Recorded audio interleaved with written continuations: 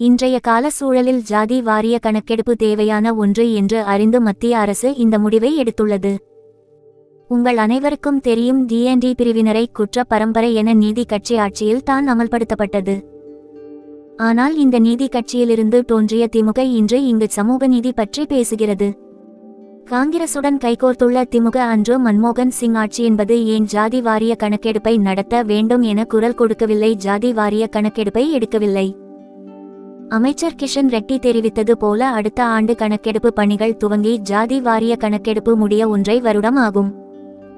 காங்கிரஸ் ஆளும் தெலுங்கானாவில் சர்வே மெத்தடில் கண்மூடித்தனமாக ஜாதி வாரிய கணக்கெடுப்பு நடத்தப்பட்டது.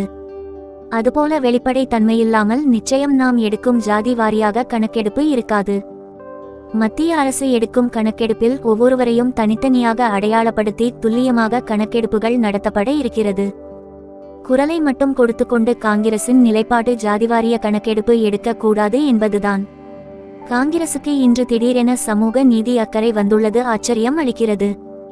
அன்று காங்கிரஸ் 5000 கோடி செலவழித்து ஜாதி வாரி கணக்கெடுப்ப ஒதுக்கிய நிதி என்னானது என மக்கள் அறிவார். முறையான சமூக நீதியை கொண்டு வரவும் அனைவருக்கும் எல்லாம் முறையாக சென்றடையும் தான் ஜாதி வாரிய கணக்கெடுப்பு மத்திய அரசு சார்பில் எடுக்கப்பட உள்ளது. ஜாதி வாரியா கணக்கெடுப்பதில் திருமாவளவன் நிலைப்பாடு என்னவென்று கூற வேண்டும். அவர் அதை ஆதரிக்கிறாரா எதிர்க்கிறாரா? சும்மா கண் மூடி கால் முடித்தனமா அவர் பேசக்கூடாது. பட்டியலின மக்களுக்காக குரல் கொடுப்பவர் தனது நிலைப்பாட்டை உறுதிப்படுத்த வேண்டும்.